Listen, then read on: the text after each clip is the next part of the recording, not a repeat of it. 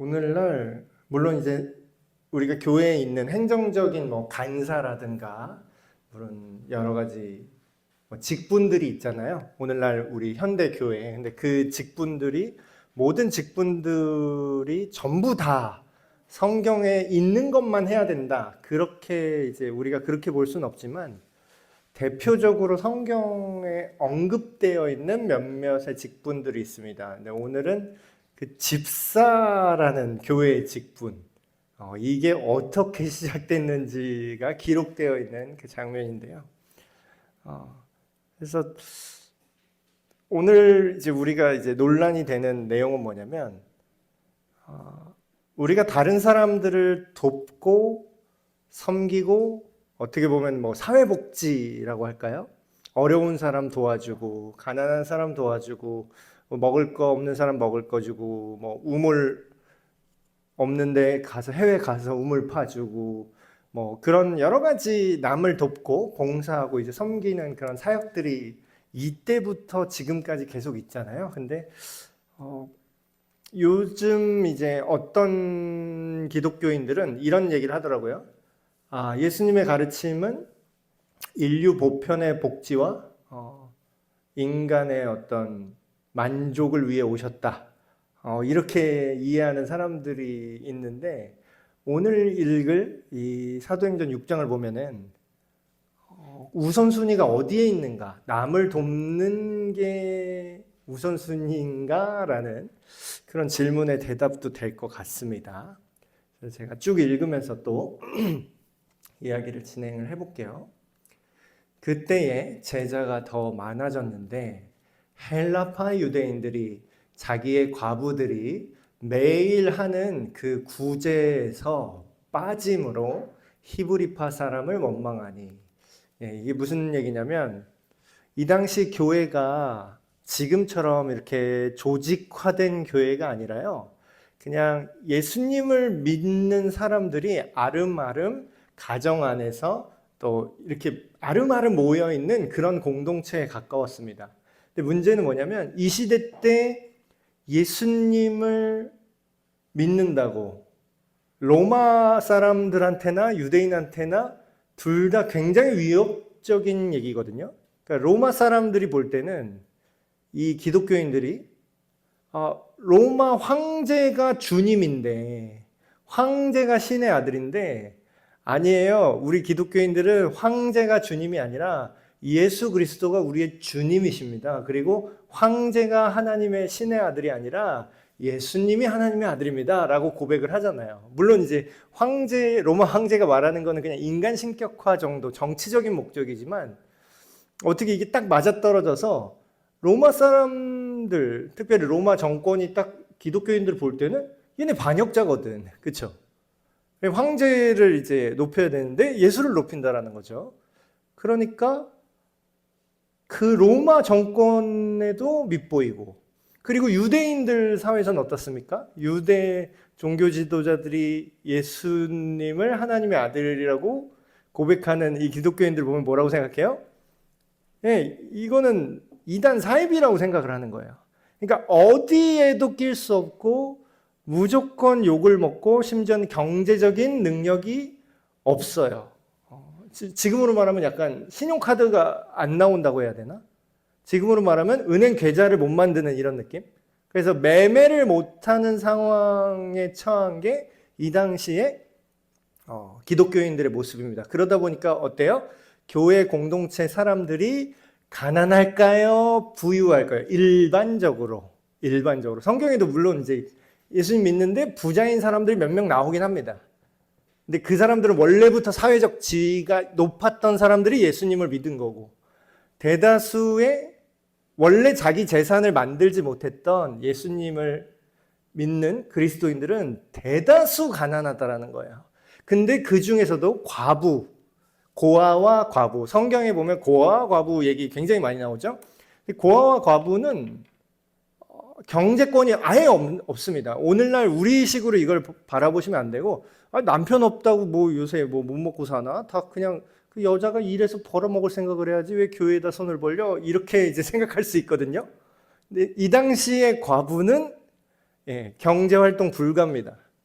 그러니까 어때요? 고아와 과부를 돌아보라는 말이 신약 성경에 특별히 많이 나오는 이유는 그들이 살 길이 없기 때문입니다.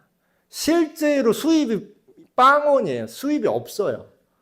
그러니까 거의 이제 그런데 이런 사람들이 신앙 때문에 경제활동도 못하는 데다가 거기다가 과부기까지. 그러면 뭐예요? 교회의 그 당시에 교회 공동체의 주된 생존. 지금 현대 교회의 생존이라는 좀 느낌이 달라요. 현대 교회의 생존은 뭐죠? 교인이 어느 정도 있고, 뭐 헌금이 어느 정도 들어오고, 뭐 교회 건물에 무슨 뭐 유지비가 나가고 이런 거를 이제 현대 교회는 생존의 최소 뭐 단위라고 인식을 하잖아요. 근데 이 당시 교회의 생존의 최소 단위는 말 그대로 먹고 사는 거였습니다. 그래서 교회 예수님 믿는 사람들이 모였는데 거기서 특별히 과부들을 교회 공동체 안에서 실제로 먹여 살렸어요. 그래서 여기서는 매일의 구제라고 표현했는데 이게 영어 번역으로 보시면 그냥 먹을 거예요. 음식이에요, 음식. 뭐 오늘날에 무슨 사회복지 돈을 주고 이런 게 아니라 당장 먹을 거 없는 사람한테 먹을 거를 매일 먹을 양을 나눠주는 겁니다. 이거를 이 당시 교회 공동체가 하고 있었는데, 예수님 믿는 믿음의 사람들이죠. 하고 있었는데 교회 안에 이때나 지금이나 교회는 완벽한 곳입니까? 죄인들이 모여있는 곳입니까? 예, 예수님 믿지만 여전히 자기 배경, 자기 라인, 자기 파벌 다 있어요. 근데 다 예수님 믿고 똑같이 어렵게 이제 예수님 믿고 살잖아요. 근데 그리스 출신, 그러니까 로마적 배경을 가진 사람인데 과부가 된 사람이 있고, 정통 나는 히브리 사람이야. 원래부터 나는 히브리 사람이고 원래부터 나는 이스라엘 사람이야. 그 민족에서 과부가 있잖아요. 근데 이거를 그러면 똑같이 먹을 거를 똑같이 줘야 되는데 어떻게 됐다고요? 하다 보니까 이게 팔은 안으로 굽는다고 그리스 출신, 그러니까 헬라 문화권의 출신 과부는 먹을 거를 안 나눠주는 거예요. 어디에서? 교회에서. 뭐 대놓고 안 나눠줬는지 아니면 하다 보니까 뭐 이렇게 빠졌는지 소외가 됐겠죠. 그러니까 똑같이 예수님 믿고 우리 어렵게 신앙생활 하고 있는데 아니 왜 히브리파 과부들만 챙기냐 이렇게 얘기가 나온 거죠. 교회 안에. 충분히 가능한 이제 얘기죠. 그러니까 교회가 제자들이 더 많아졌다라는 건 예수님 믿는 사람이 많아졌다는 얘기인데 많아졌는데 뭐예요? 우리나라 속담에 가지 많은 나무 바람 잘 날 없다 그러죠. 그래서 이제 문제가 막 생기기 시작해요. 이렇게 막 처음부터 예수님 믿었다고 사람들이 다 초인처럼 막 다 마음 따뜻하고 서로 다 사랑하고 그러는 게 아니라는 거죠. 여전히 자기 죄성에 이렇게 투닥투닥 하는데, 제가 또 은혜 받은 말은 가지 많은 나무 바람 잘 날도 없는데 뒤집어서 말하면 가지 많은 나무가 열매도 많이 맺힌다. 뭐 그런 얘기를 하시더라고요. 그래서 이게 교회 안에서 사람들을 당장 이제 예수님 믿는 사람들을 먹여 살리는 문제, 봉사와 구제에 있어서 여러 가지 문제가 발생을 했어요.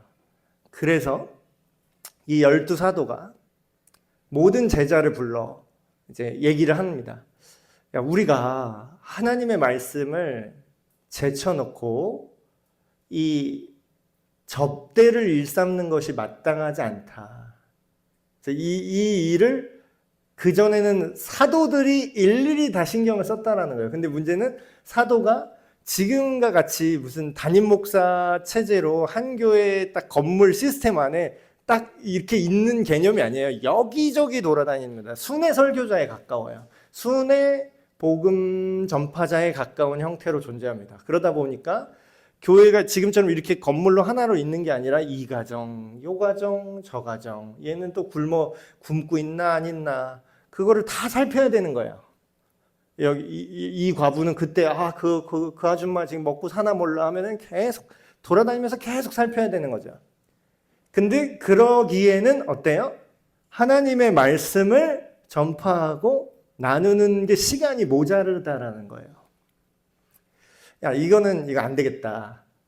형제들아, 너희 가운데서 성령과 지혜가 충만하여 칭찬받는 사람 7명을 택하라. 우리가 이 일을 그들에게 맡기고. 자, 이게 여기까지 한번 볼까요? 우리는, 여기서 말하는 우리는 사도들이죠. 오로지 기도하는 일과 말씀 사역에 힘쓰리라 하니. 여기까지 놓고 우리가 보면은 참 우리가 지금 오늘날의 교회가 원형을 좀 돌아봐야겠다는 생각을 해요. 어떤 이제 목사님이 이제 그런 얘기를 한 거를 들은 적이 있어요. 퀴즈를 하나 낼게요. 그 목사님이 냈던 퀴즈랑 똑같은 걸 내겠습니다. 퀴즈를 하나 낼게요. 어떤 조그만 교회예요. 우리 교회만한 교회라고 할게요. 그냥 우리 교회만한 조그만 교회인데 이 교회에서 전도 축제를 준비하고 있었대요. 전도 축제를 준비해갖고 사람들이 와갖고 이 사람들한테 선물을 주면서 복음을 전해야겠다라고 이렇게 전도 축제를 준비하고 있었대요. 근데 이 목사님이 내일이 그 전도 축제 하는 날인데 그 전날까지 그 나눠줄 그 선물 포장을 열심히 하고 있었답니다. 열심히 하고 있었대요. 근데 이제 그걸 본 그 교회의 그 집사님이 그 목사님 보면서 와, 우리 목사님 참 너무나 성실하시고 너무나 겸손하셔가지고 이런 거 다 하신다고, 대단하다고 막 칭찬을 해드렸어요.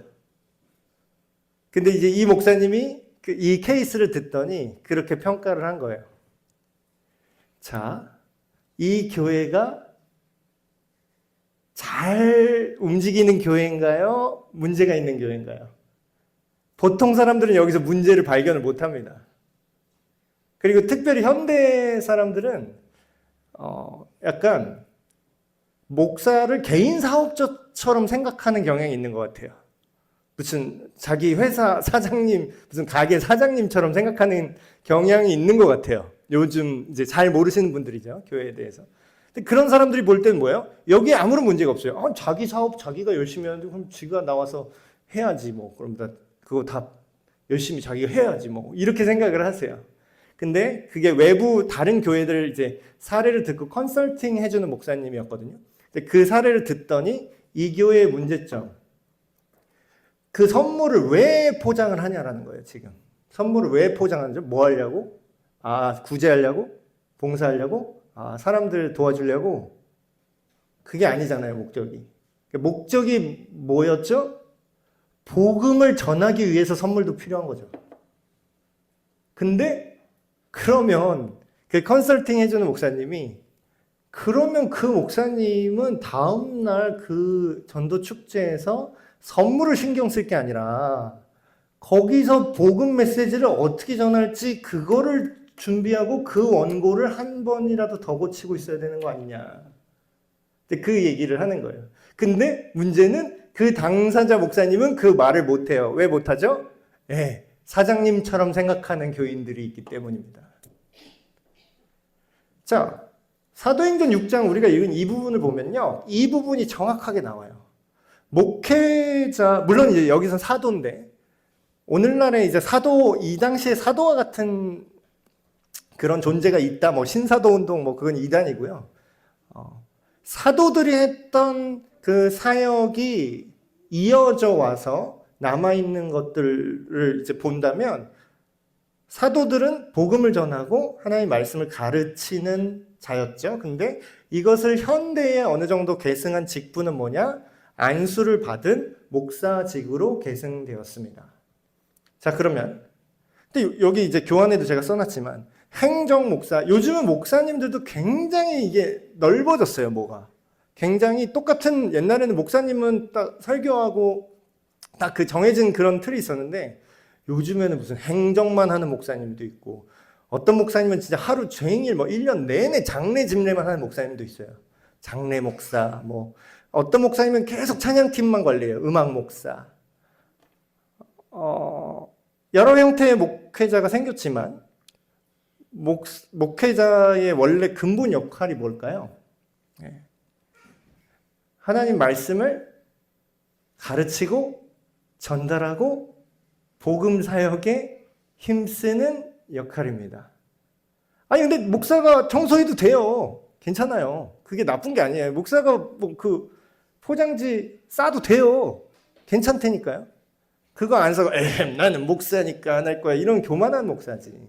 그러라는 게 아니라 근데 이게 다른 사람도 할 수 있는 거와 그 사람만 할 수 있는 거를 분리를 할 필요가 있다는 거죠.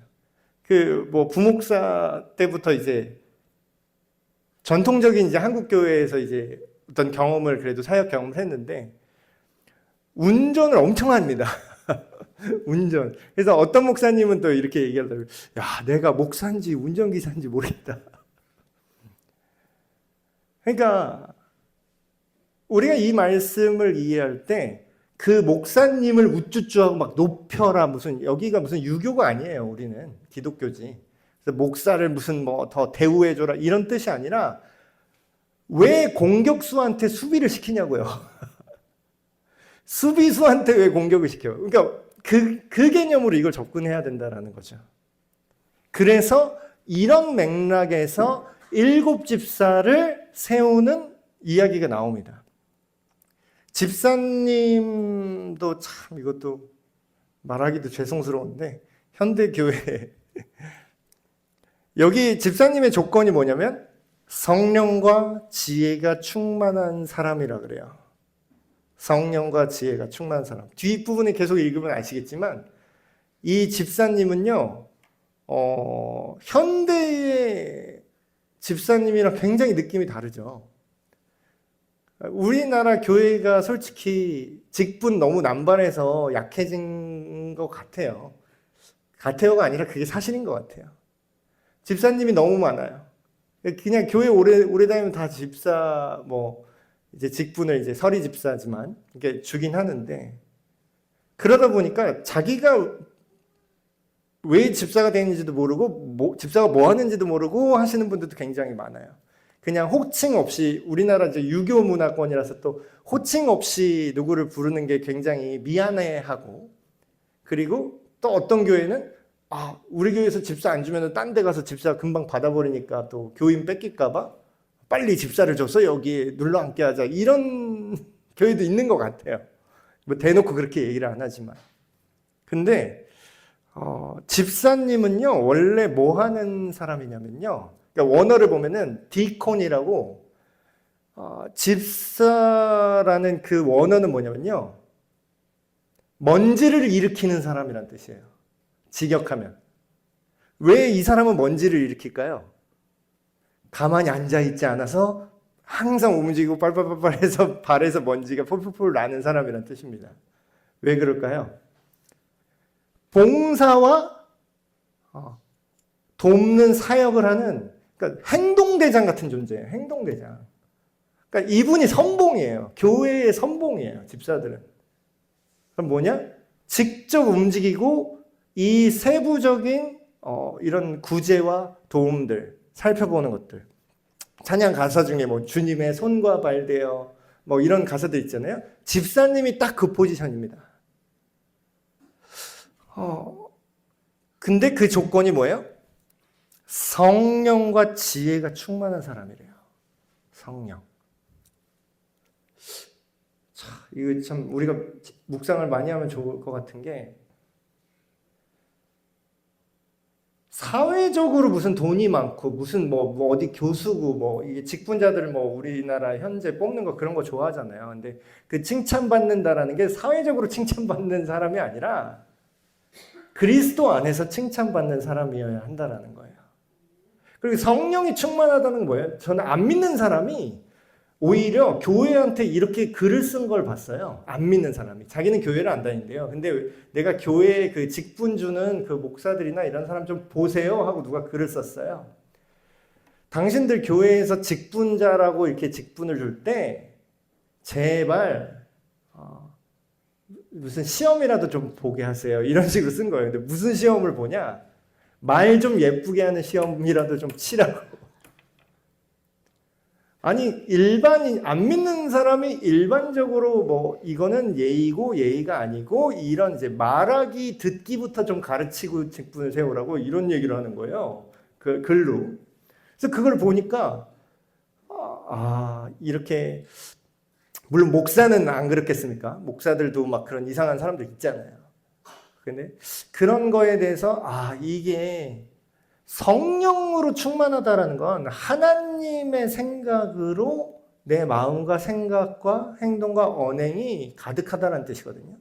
그 얘기는 성령 충만한 사람이라는 게 무슨 막 이게 막 신명 막 해가지고 기도하면 막 응답이 뿅뿅 되고 이런 거를 말하는 게 아니라 생각이 하나님이랑 일치하는 정도를 말하는 겁니다.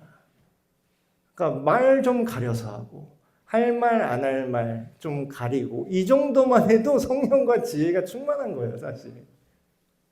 그래서 그런 부분들 이렇게 얘기를 하는 거고. 특히 이제 박영선 목사님은 어떤 얘기를 했냐면 구제를 사람들이 직접적으로 내가 도움을 받고 직접적으로 내가 돈을 받고 도움을 받으니까 굉장히 그거를 크게 생각하는 경향이 있어요. 특별히 이제 신앙 안에서. 근데 박영선 목사님이 이런 얘기를 하시더라고요. 구제는 한 번 그냥 우리 삶의 일부분일 뿐이다. 중요하긴 해요. 중요하긴 한데 그게 전부가 아니라는 거예요. 근데 말씀이라는 건 뭐냐면 예수님이 자신 스스로 이렇게 말씀하셨죠. 말씀이 육신이 되어 오신 분이 예수님이라는 거예요. 그러면 하나님의 말씀이라는 거는 한 번 일부분 그냥 내가 그냥 적선하고 말지, 이 사람 도와주지 이걸로 끝나는 게 아니라 내 평생의 삶을 살아내는 전 과정이라는 거예요. 그러니까 뭐예요? 말씀이 제대로 뿌리 내리고 선포되지 않고 가르쳐지지 않는 상태에서 하는 구제와 봉사는 어떻게 된다고요? 이렇게 되는 거예요. 또 자기 라인 파는 거예요. 왜냐하면 이 사람은 성령으로 충만하지 않으니까. 왜냐하면 하나님의 마음이 없으니까 자기 사람 더 챙기고 이 사람 빼는 거예요. 교회 똑같아요. 교회도 그렇게 되는 겁니다. 그렇기 때문에 말씀이 먼저 오고 그 결과로 봉사와 구제가 나가는 게 건강한 거지. 봉사와 구제를 한다고 우리가 그리스도인처럼 되지는 않아요. 그러니까 이게 선후 관계가 바뀐 거예요. 아니, 입력이 있어야 출력이 있을 거잖아요. 아니, 먹은 게 있어야 뭐 나갈 거 아니에요. 근데 먼저 봉사를 해. 근데 뭐예요? 또 마르다 컴플렉스. 먼저 봉사만 냅다 하고 있을 때 불평불만이 튀어나왔죠? 그때 예수님 뭐라 그래요? 너는 한 가지 일만 해라. 너무 일 벌리지 말고 이 마리아처럼 와서 말씀 듣는 거를 생각해라. 이렇게 얘기하시죠. 그래서 이 무리가 지금으로 말하면 약간 교회 공동의회 같이 된 거죠. 다 동의했어요. 그래. 그러자. 이거 너무 이게 역할 분담이 필요하다. 언제까지 사도들이 12명이 이걸 어떻게 다 돌아보냐. 그래서 믿음과 성령이 충만한 사람. 자, 집사님의 특징 뭐예요? 믿음이 있어야 돼요. 너무 당연한 얘기지만. 근데 이제 목사들도 마찬가지고 믿음이 없는데 목사 된 사람도 있긴 있더라고요. 근데 성경은 뭐라 그래요? 믿음은 대상이 있죠. 누구를 믿어야 돼요? 예수 그리스도에 대한 믿음이 있어야 돼요. 그리고 아까 얘기한 것처럼 성령이 충만해야 돼요. 그럼 뭐예요? 이 사람은 손과 발인데 아니 생각해 보십시오. 여러분 손발이 여러분 마음대로 안 움직이면 얼마나 우리 몸이 엉망이 될까요? 내가 지금 계단 내려가는데 내 발이 지금 저기를 정확히 디뎌야 되는데 내 발이 갑자기 딴 데로 이렇게 발을 꺾으면 몸 전체가 어떻게 될까요? 계단에서 굴러서 다 크게 다치겠죠? 교회는 그리스도의 몸이라고 그러고 우리는 교회 안에 있는 여러 구성원들은 예수님의 몸된 교회의 지체들이라 그러는데 집사님이 손과 발처럼 긴밀하게 착착착착 하나님의 의도대로 교회를 움직여 나가야 되는데 성령이 충만하지 않고 믿음이 없는 사람이 집사가 된 교회는 어떻게 될까요? 크게 굴러 떨어집니다. 이걸 지우라 그러는데 손이 딴 데로 이렇게 가 있는 거예요. 교회 안에 계속 싸우고. 왜 그러냐? 뭐 이렇게 얘기 나오고. 뭐 목사는 말할 것도 없죠. 목사가 그럼 완전 진짜 그 교회 파탄 나는 거고. 근데 그런 사람들을 알아볼 줄 아는 안목이 사도들과 이 교회 공동체 안에 있었다라는 거죠. 아, 이 사람은 정말 예수님을 믿구나. 이 사람 삶 속에 예수님에 대한 증거가 있구나. 성령이 충만한 사람을 딱 뽑았는데 실명이 딱 좋은 사람이니까 실명이 딱 거론되어 있죠. 스데반과 굉장히 유명한 스데반 집사님, 빌립 집사님, 브로고로 집사님, 니가노로 집사님, 디몬 집사님, 바메나 집사님, 그리고 뭐예요? 유대인 출신이 아닌 사람도 뽑아요. 유대교에 입교였는데 유대 출신이 아니라 안디옥 사람 니골라 집사님을 세웠습니다. 그 유명한 7 집사예요. 사도들 앞에 이 7명을 세우니 사도들이 기도하고 그들에게 안수하니라. 자, 온 무리가 이것을 기뻐했다. 온 교회가 이걸 인정하고 동의하는 겁니다. 그래서 현대에 이제 물론 교단마다 조금씩 다른데 직분자를 세울 때 맘대로 뭐 담임 목사 맘대로 택 당신 하세요 이게 아니라 모든 교회가 그 사람을 인정해야 돼요. 그 사람의 믿음과 근데 이제 좀 큰 교회들은 이제 이게 좀 인기 투표 같이 되는 것도 있는 것 같아요. 그래서 이게 좀 부작용이 있긴 한데 그래서 이제 요번에 무슨 집사 뭐 직분자 그 선거가 있습니다라고 이제 딱 공고를 하잖아요, 교회에서. 그러면 이제 뭐를 돌리시고 뭐 그런 거 하는 분들도 있는 것 같아. 근데 이제 그렇게 뽑으면 교회가 어떻게 된다? 네. 이상한 사람이 집사가 될 수 있는 환경을 교회 스스로 만드는 거죠. 그 교회는 알아서 망하게 됩니다. 망하고 싶으면 그렇게 하면 돼요. 우리 교회 그냥 다 망하고 파탄 나고 싶으면 그렇게 로비하고 돈 뿌리고 그렇게 직분자 뽑으면 됩니다. 근데 이제 그런 것들은 해서는 안 되겠죠. 그래서 사도들 그리고 이것도 되게 중요한 게 교회는요. 그래도 하나님께서 질서를 만드신 것 같아요. 그래서 모든 직분이 상하관계가 아니라 다 평등합니다. 뭐 이렇게 얘기를 하지만 그러면 제가 그렇게 한번 해본 적이 있어요. 다른 교회에서 직분이 각자 있고 있지만 그래도 최대한 존중하면서 자, 민주적으로 이렇게 해봅시다. 그랬더니 어떤 일이 벌어진지 아세요? 아무도 책임을 안 져요. 여러분, 어떤 리더십이 있다는 건 뭐냐면요. 리더가 있다는 건 무슨 뜻이냐면 그 사람이 우리는 이렇게 착각을 하잖아요. 이 사람이 자꾸 지 맘대로 한다. 우리를 조종할 거다. 이렇게 생각을 하잖아요. 물론 그런 것도 있어요. 근데 다른 각도로 보면 그 리더는 뭐 하는 사람이냐면요. 책임지는 사람이 리더인 겁니다. 그래서 막 다투고 막 있어요. 그래서 집사님, 전도사님, 이렇게 다툼이 있어가지고, 이렇게 하면은, 이렇게 오면 어떻게 해요? 그랬더니 그 집사님이 이렇게 얘기를 하는 거예요. 내가 책임지겠다고. 이거 잘못되면 내가 책임지겠다고. 집사님이 책임을 어떻게 져요? 집사님은 이 일 망해도 이 교회 교인이에요? 아니에요? 이거 망하든 말든 이 교회 교인이래. 맞죠? 근데 전도사님은 이거 망하면 어떻게 돼요? 예. 사임하는 책임을 집니다. 그럼 여기서 누가 결정권이 있어야 될까요? 책임지는 사람한테 결정권이 있어야 될까요? 책임 안 지는 사람한테 결정권이 있어야 될까요?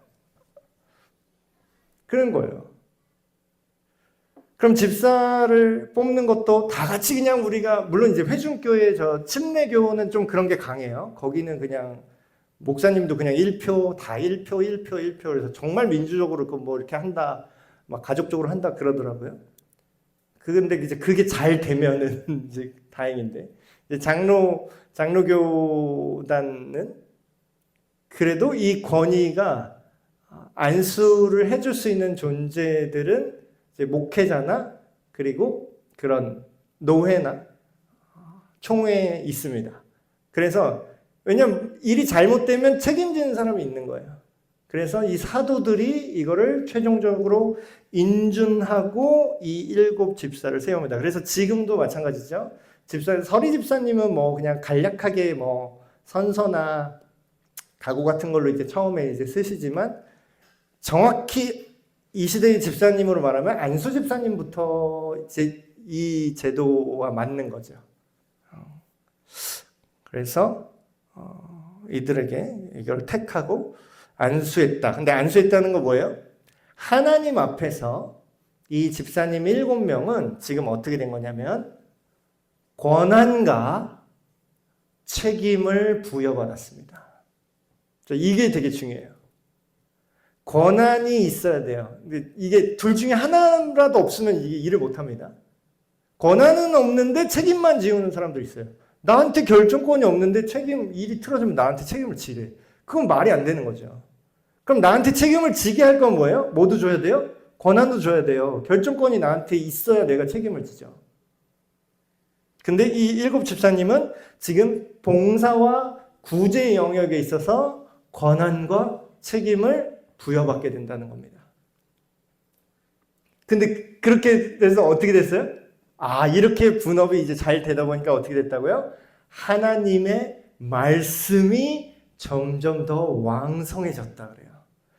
그런 결과 예루살렘에 있는 제자의 수가 더 심히 많아지고 허다한, 심지어는 이 시대 제사장들 있죠. 제사장의 무리도 이 도에 예수님이 구원자시다, 예수님이 그리스도다 라는 이 진리에 복종하는 일이 일어납니다. 자, 구제를 많이 하니까 이런 일이 벌어졌습니까? 말씀이 왕성했을 때 이런 일이 벌어집니까? 예. 근데 왜 현대교회는 자꾸 사랑이 없네, 봉사를 안 하네, 왜 자꾸 그래요? 말씀을 안 읽네, 이런 걸로 얘기는 안 하더라고. 우리가 말씀을 안 읽고 우리가 말씀을 깨닫지 못했습니다, 이런 얘기하는 교회는 잘 없어요. 근데 이 교회는 남을 안 도와주네, 어쩌네, 지들만 하네, 이런 사람들은 많아요. 근데 뭐예요? 교환에도 써놨지만 말씀이 왕성해져야 제자가 만들어져요. 진짜 제자가 만들어져야 진짜 구제와 봉사도 거기서 일어나는 겁니다. 여러분, 그거 여기도 교환에도 써놨지만 우리 지금 대한민국에서 남 도와주는 거 있죠? 아무런 이득 없이 남 도와주는 거, 그냥 사회복지라고 할게요. 사회복지법인의 절반이 개신교 법인이에요. 그거 아세요? 사회복지법인의 절반. 그러니까 이거를 좀 세게 말하면 우리 개신교 신앙 없으면은 우리나라 사회복지 시스템 절반이 망가진다라는 거예요.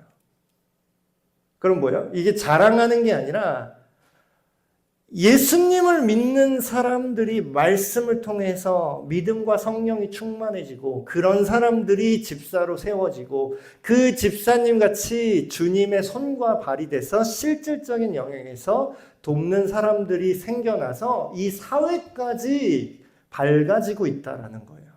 그러니까 안 믿는 사람은, 이걸 우리가 자랑을 안 하니까 안 믿는 사람은 기독교가 무슨 상관이야 그러는데 실제로는 기독교인이 아니면 이 구제가 커버가 안 됩니다, 지금. 스데반 집사님의 얘기가 나와요. 스데반이 은혜와 권능이 충만하여 큰 기사와 표적을 민간에 행하니. 예. 아까 물론 의사 결정권과 그런 교회 다스리는 질서상은 사도와 집사가 있었지만 제가 정말 성경을 보면서 너무 좋았던 건 뭐냐면 이 당시 집사님은요 정말 기능만 달라요. 그러니까 사도만 아닌데 뭐예요? 속성은 사도랑 똑같아요. 사도들이 만났던, 직접 예수님을 만났던 그 사도들이잖아요. 그 예수님을 믿고 따르고 그 복음의 진리, 사도들이 경험하고 가지고 있던 복음의 진리와 이 7 집사님이 가지고 있던 복음의 진리는 차이가 없어요. 같은 복음이에요. 그러니까 어떤 일이 벌어져요? 능력은 사람한테 나오는 게 아니라는 걸 성경은 계속 얘기합니다. 능력은 우리의 믿음의 대상이 어디에 있느냐에 따라서 능력이 나가는 거예요. 근데 뭐예요? 스데반 집사님이 똑같은 예수님을 믿고 믿음과 성령으로 충만하니까 어떻게 돼요?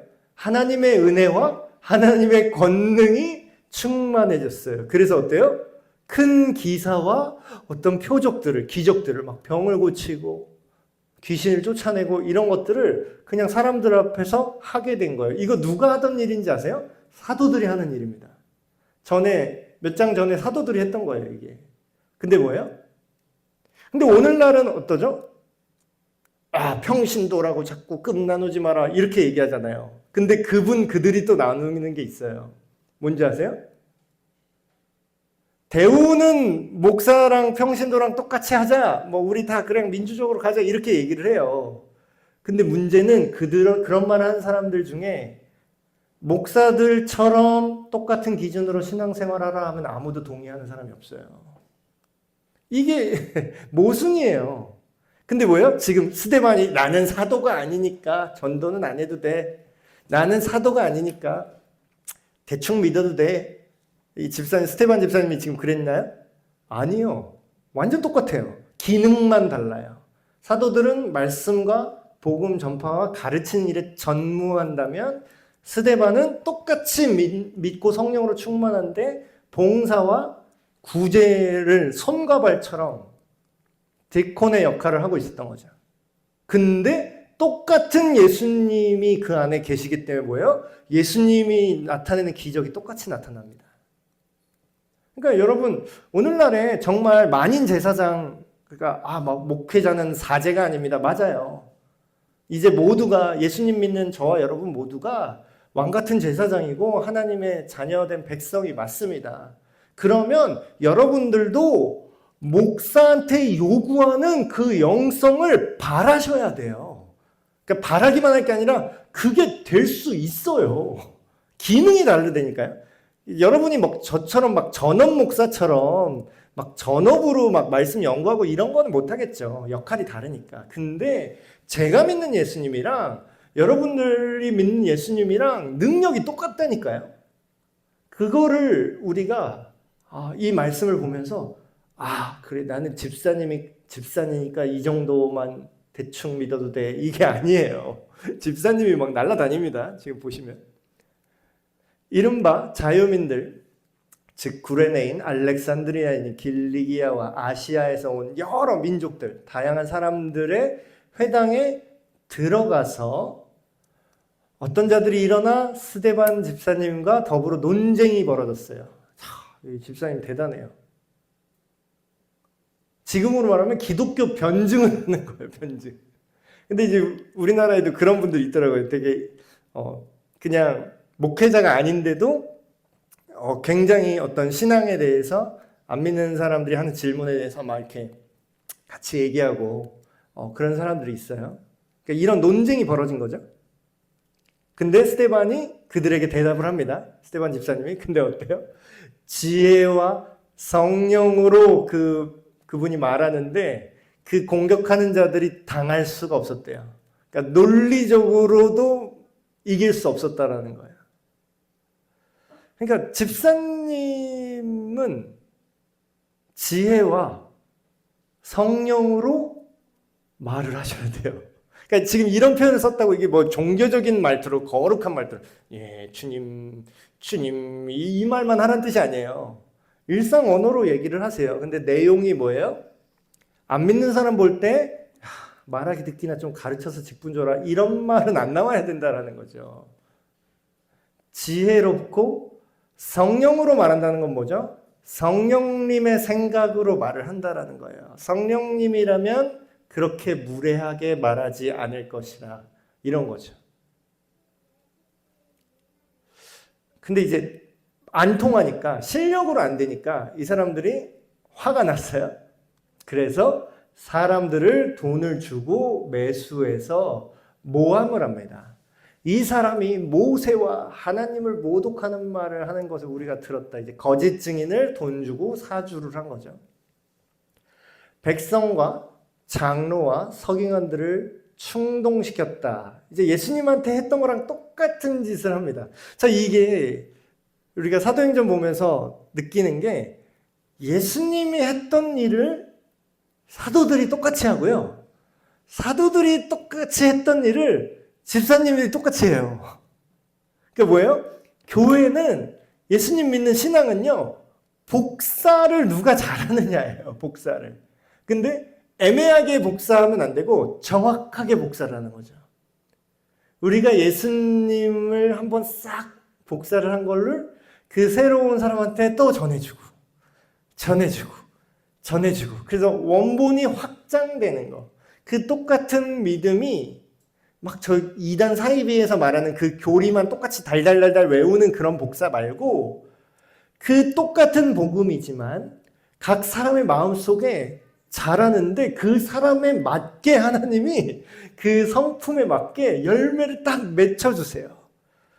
그러면 이 말 잘하는 사람한테 복음이 들어가면 이렇게 변증을 할 수 있는 거고, 아니면 특별히 잘 참는 분한테 이렇게 복음이 들어가면은 묵묵히 누가 인정하든 안 하든 진짜 디딤돌처럼 받쳐주는 사역을 하시는 분이 되는 거고.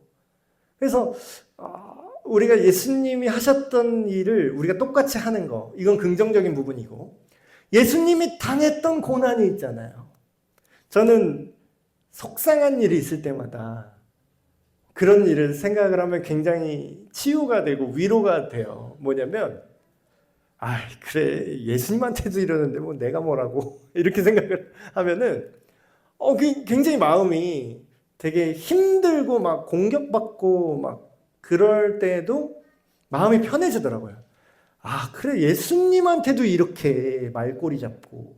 성경에 보면 예수님 말꼬리 잡은 게 엄청 많이 나옵니다. 이 사람이 죽은 다음에 또 이 사람한테 시집 가는데 이제 죽어선 누구 마누라가 될까요? 이런 거 공격하고.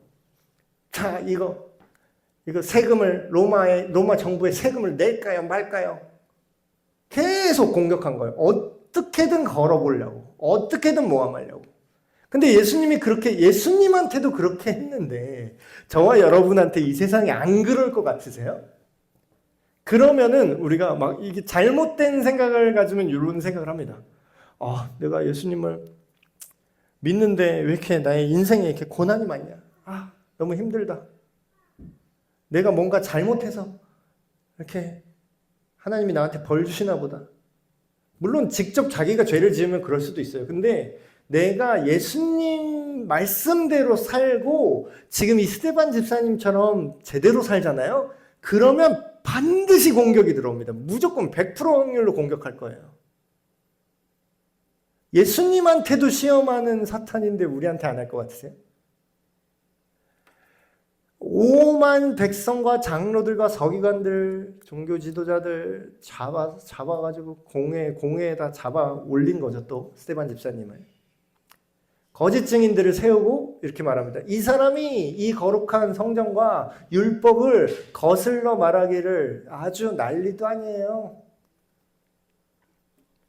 그의 말이 이 나사렛 예수가 이것을 헐고 또 모세가 우리에게 전하여준 이 모든 율법을 지 맘대로 고치겠다 한다는 걸 우리가 들었어요. 이렇게 얘기해요. 여러분, 어느 세대나 있고 앞으로도 있을 겁니다. 이제 적응을 하셔야 돼요. 이제 이거는 변수가 아니라 그냥 상수예요. 항상 있는 거예요. 항상. 아니, 비 올 때 그러면은 비 안 젖을 걸 생각하고 나가세요? 설마? 우산을 들고 갈지언정 어디에 비가 튀겠지. 비 오는 날 나가는데 신발에 물이 안 젖을 거라고 생각을 하세요? 무조건 젖을 거예요. 그러니까 그거를 감안하고 우리가 신앙생활을 해야 되는 거예요. 무조건 우리를 공격할 겁니다. 지금 이 말도 뭐예요? 사람들은요, 문제가 안 되는 것도요, 문제를 만들면은 문제가 돼요. 자, 이 말이 예수님이 했던 말의 원래 의도는 전혀 문제가 안 돼요. 진짜 이 성전을 허물라는 말이 아니라 앞으로 실제로 이 성전이 정말 다 박살나서 다 허물어집니다. 그 앞날을 예수님이 예언하신 거기도 하고, 그리고 특별히 뭐예요? 사람이 지은, 손으로 지은 성전이 아니라 하나님이신 자기 육체가 죽고 그게 성전이 파괴됐다고 상징적으로 말씀하신 건데, 앞뒤 맥락 다 자르고 말하면 뭐가 되는 거예요? 이상한 놈이 되는 거예요, 예수님도. 그러니까 예수님도 이렇게 엮어버리는 인간인데 저와 여러분 못 엮을 것 같으세요? 모세가 우리에게 전해준 이 율법을 이 사람이 지 맘대로 고쳐요. 모세는 안식일에 아무것도 하지 말라 그랬는데 이 예수라는 작자는 안식일에 병든 사람도 고쳤대요. 막 이러고 있잖아요. 그러니까 이 세상은요, 하나님의 말씀을 알아듣고 지혜로 그걸 받아들이지 못합니다. 이해를 못해요. 근데 지금 스데반은 어떤 사람이라고요? 지혜와 성령으로 충만했다라는 거예요. 여기서 말하는 지혜는 세상에서 공부 많이 하고 뭐 박사학위 받았다는 뜻이 아니라 하나님의 의도를 알고 있는 지혜를 말합니다. 자, 보세요. 의도를 알면 응용이 가능하죠. 자, 근데 의도를 모르면 시키는 대로만 하게 됩니다. 자, 여름에 제가 많이 예를 드는 거. 여름에 덥다, 문 열어라. 근데 에어컨을 딱 틀었어요. 그런데 아빠가 이번엔 정반대로 얘기해요. 덥다, 문 닫아라. 이해를 못한 애들은 이 말을 이해를 못하는 거예요. 아니, 더운데 아까는 문 열라고 그랬는데 왜 지금은 더운데 문을 닫으라 그래? 이상하다. 근데 뭐예요? 이 원리를 알고 있는 사람들, 그러니까 율법의 정신, 율법 그 규칙만 달달달 외운 애는 이 상황에 적용을 못해요. 근데 예를 들면 이거잖아요. 아까는 에어컨을 안 켰으니까 바람이 통해야 시원할 거잖아요. 그러니까 문을 열라 그런 거고, 지금은 에어컨을 틀었잖아요. 그러면 더운 바람이 들어오니까 찬바람만 가두는 게 시원하니까 문을 닫으라고 말한 거잖아요. 그쵸? 안식일도 마찬가지입니다. 율법도 마찬가지예요. 율법 누가 만들었어요? 하나님이 만들었잖아요. 하나님이 줬잖아요, 원래. 그 하나님이신, 그러니까 예수님이 내가 준 건데 지들이 이래라 저래라 하는 거예요. 그러면 율법을 주신 하나님이신 예수님은 안식일에 병을 안 고치는 게 규칙이라고 생각을 하셨을까요? 아니죠.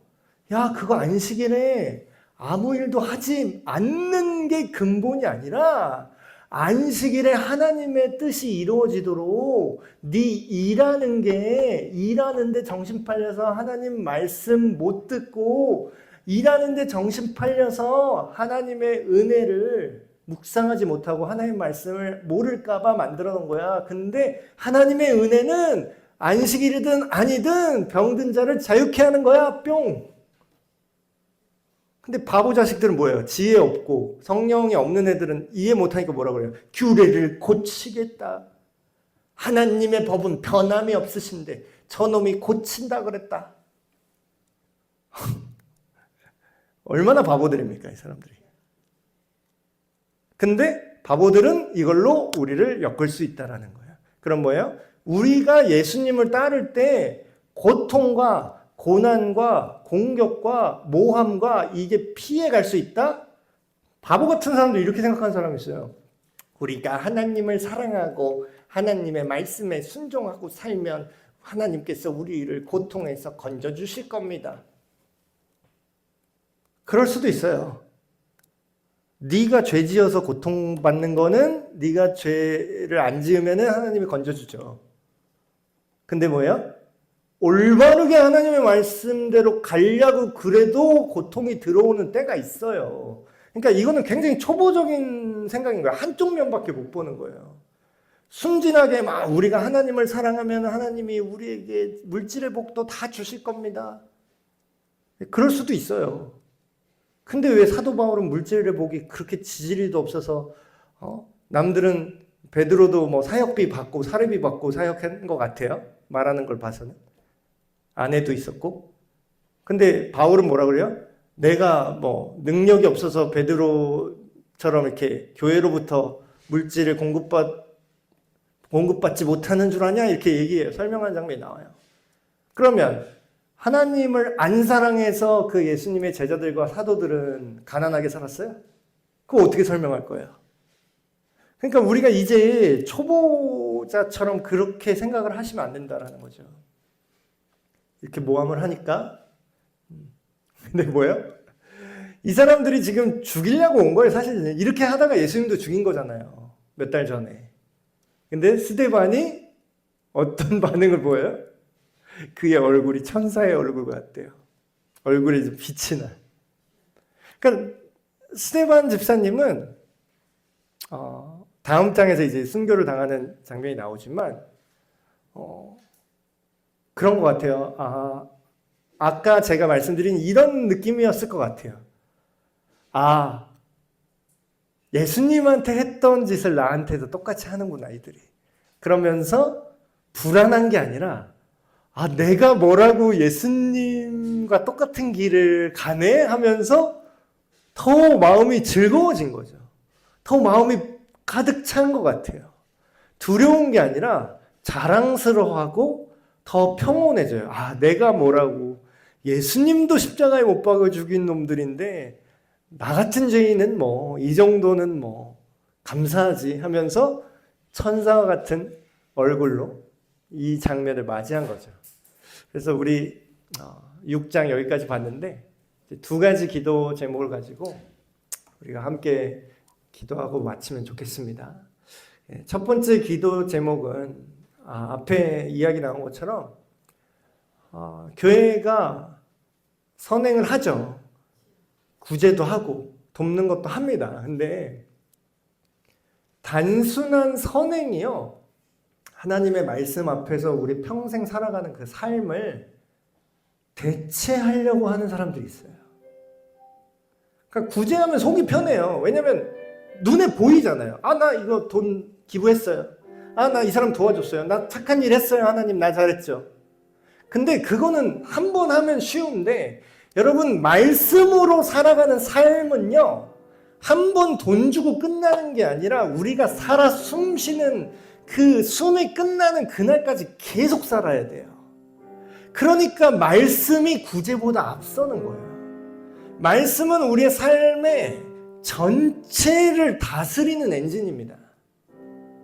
우리가 선행을 안 해도 괜찮다라는 게 아니에요. 선행 안 해도 천국 갈 수 있어요. 이거는 유치한 말이에요. 그게 아니라 우리가 말씀 안에 살아가는 전체 삶을 구제와 선행으로 바꿔버려서는 안 돼요. 우선순위가 바뀌면 안 돼요.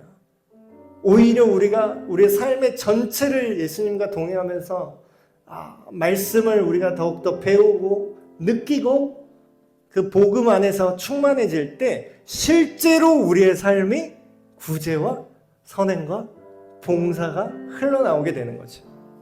두 번째 기도 제목은 모든 직분자들 있잖아요. 하나님이 부르셔서 특별히 그 인생의 여러 가지 사건들을 지금까지 인도하셔서 그 자리에 세우신 분들, 에베네셀 교회 담임 목사 심두환뿐만 아니라 에베네셀 교회 장로님, 집사님, 권사님, 여러분들, 하나님께서 세우신 그 직분자입니다. 전에는 내가 뭔지 모르고 됐다 할지라도 상관없어요. 왜냐하면 그것까지 하나님이 부르심입니다. 결국에는 그 사람이 어떤 존재가 되는가예요.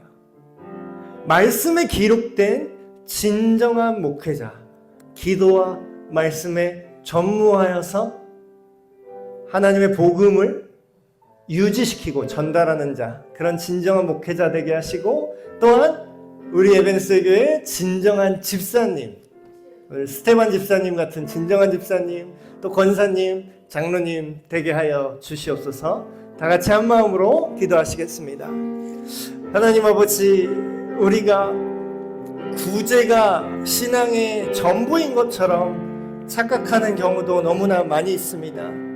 사람들이 알 수 있도록 선행과 봉사에 집중하자라는 말도 많이 들었습니다.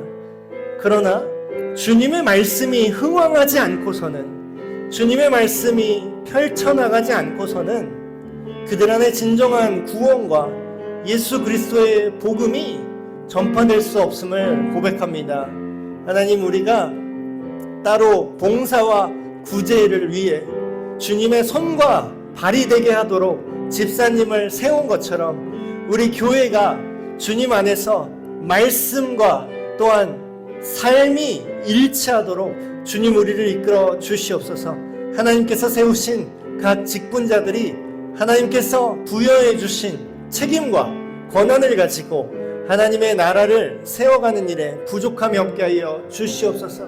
하나님 아버지, 우리 안에 여러 가지 연약함이 있습니다.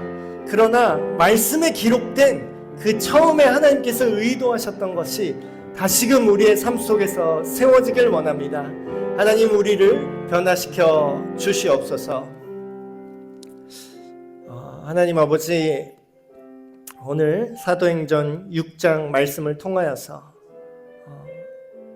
집사님이 어떻게 세워지게 됐는지, 또한 하나님께서 어떻게 책임과 권한을 주시는지, 또한 주님 안에서 주님과 똑같이 고난도 겸하여 받을 줄 아는 그런 자세가 무엇인지 함께 살펴봤습니다. 우리가 교회들은 다 이렇게 해. 원래 교회들은 다 이렇게 했어. 이런 이 세상의 전통과 이 시대의 시대정신, 이 시대의 교회의 문화를 따라가는 것이 아니라 성경에 기록되어 있는 주님의 원래 의도를 따라서 우리 에베레스의 교회가 온전한 직분자가 되게 하시고 온전한 그리스도인이 되게 하여 주시옵소서. 우리 주 예수 그리스도의 이름으로 기도하옵나이다. 아멘.